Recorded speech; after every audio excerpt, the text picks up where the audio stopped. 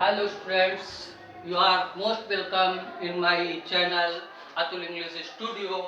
आज मैं आपके लिए रही थी और रहे थे के साथ टाइम लगाकर ग्रामर लाया हूँ, अर्थात जिसे पास्ट परफेक्ट कंटीन्यूअस कहा जाता है। पास्ट परफेक्ट कंटीन्यूअस की पहचान होती है कि वाक्य के अंत में रहा था, रही थी और रहे थे लगा होता है, जैसा कि मैंने ये बोर्ड पर लिख रखा हुआ है, और उसके साथ समय भी दिया होता है। जब ऐसी कंडीशंस होती है तो उसे पास्ट परफेक्ट कंटीन्यूअस कहा जाता है।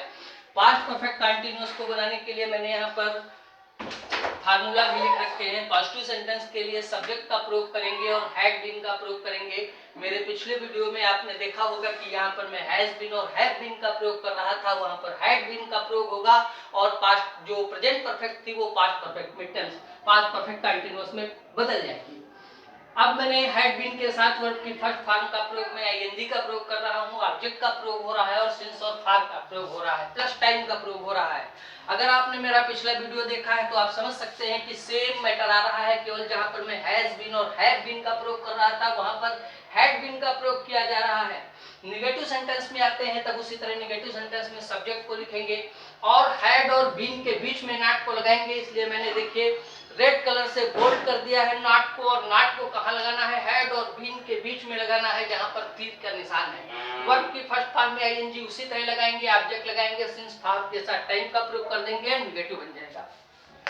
थर्ड फार्मूला मैंने लिख रखा है जो कि इंट्रागेटिव के लिए है। इंट्रागेटिव सेंटेंस के लिए हम क्या करते हैं कि हेल्पिंग वर्ब का प्रयोग पहले करते हैं। हेल्पिंग वर्ब इसमें हैड का प्रयोग हो रहा है, इसलिए मैंने हैड को पहले लगाया हुआ है, फिर सब्जेक्ट लिखा हुआ है, देन बीन का प्रयोग होगा और वर्ब में ING, object, since, for and time उसी तरह लिखा जाएगा।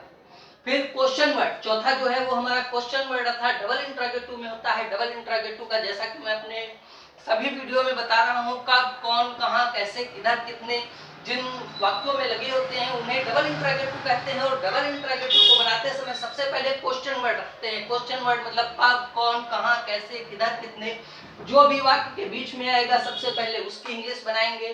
फिर हैड का प्रयोग करेंगे, सब्जेक्ट का प्रयोग करेंगे, बीन का प्रयोग करेंगे और वर्ब में आईएनजी, ऑब्जेक्ट, सिंस, फॉर और टाइम जो जैसा है वो वैसा ही उतार देंगे। इसीलिए मैंने तीर का निशान, एरो का निशान बनाया है। एरो का निशान का मतलब है कि ऑब्जेक्ट को उसी तरह उतारना है, वर्ब को उसी तरह उतारना है, सिंस, फॉर को उसी तरह उतारना है। मतलब एरो का मतलब है सेम थिंग लिखी जाएगी, केवल यहाँ पर जो है वो थोड़ा सा परिवर्तन होगा। और अब मैं समझता हूँ कि आपको फार्मूला समझ में आ गया होगा। मैं फार्मूला के अनुसार कैसे सेंटेंस बनाए जाएंगे ये दिखाऊंगा। मैंने एग्जाम्पल लिख रखा है, किरण दोपहर से खाना बना रही थी। मेरा एग्जाम्पल है किरण दोपहर से खाना बना रही थी। मैंने ट्रांसलेट क्या किया है, सब्जेक्ट की जगह आप देख सकते हैं किरण लिखा है, फिर हैड बीन का प्रयोग उसी तरह कर दिया है। वर्ब में फर्स्ट फॉर्म में आईएनजी लगाएंगे, कुक माने पकाना होता है, उसमें आईएनजी लगा दिया है। कुकिंग का मतलब खाना बना रही, कुकिंग फूड का मतलब हो जाएगा खाना बना रही है। सिंस नून मतलब दोपहर से, सिंस हमने इसलिए लगाया है क्योंकि दोपहर निश्चित समय होता है।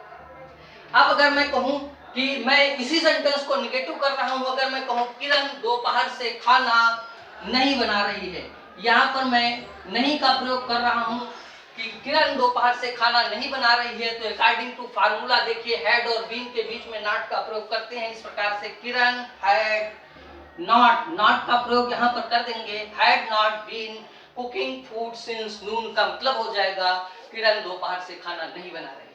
अब मैंने दूसरा एग्जांपल लिख रखा है जिसके अंतर्गत मैं आपको इंट्रागेटिव और डबल इंट्रागेटिव कैसे होते हैं ये समझाऊंगा। दूसरा मेरा एग्जांपल है, क्या हम 10 दिन से शहर जा रहे थे।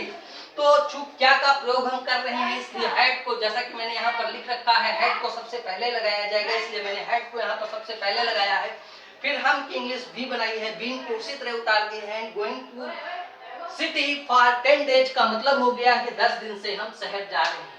हैड का जब हम प्रयोग पहले करते हैं तो वो इंट्रागेटिव होता है, और डबल इंट्रागेटिव का मतलब होता है कि क्वेश्चन वर्ड को पहले लिखेंगे, जैसा कि मैंने यहाँ पर क्वेश्चन वर्ड को लिखने के लिए बोला है। अब मैं सेंटेंस को थोड़ा सा चेंज कर रहा हूँ और मैं कह रहा हूँ कि हम 10 दिन से शहर क्यों जा रहे थे, शहर क्यों जा रहे थे। अब मैंने यहाँ पर क्यों का प्रयोग कर दिया है, आप ध्यान देख सकते हैं कि क्यों का यहाँ पर जो मैंने प्रयोग किया है वो डबल इंट्रागेटिव बनाएगा और डबल इंट्रागेटिव के लिए मैंने लिख रखा है सबसे पहले क्वेश्चन वर्ड का प्रयोग किया जाएगा। क्वेश्चन वर्ड यहाँ पर क्या है, क्यों है, आप मेरी बात को ध्यान दीजिए, क्यों यहाँ पर क्वेश्चन वर्ड है, इसलिए मैंने क्वेश्चन वर्ड को सबसे पहले यहाँ पर लिख रखा है।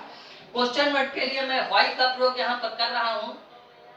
ये व्हाई क्योंकि इंग्लिश देकर सबसे पहले लगा दिया जाएगा, जैसा कि मैंने फार्मूला में लिख रखा है कि व्हाई को हम सबसे पहले यूज करेंगे। क्वेश्चन वर्ड हो गया व्हाई, फिर हैड का प्रयोग कर रहे हैं, फिर सब्जेक्ट की जगह बी का प्रयोग कर रहे हैं, been going to city for 10 days according to मेरे फार्मूला उसी तरह सेम उतर आया है, ऐसा आप देख सकते हैं। इस प्रकार से मैंने आपको what is the past perfect continuous समझाने का प्रयास किया है। And you should watch my video since start to end, therefore you can understand what is the translation, and I sure you will be good in translation. Now I will see you in my next video. Thank you.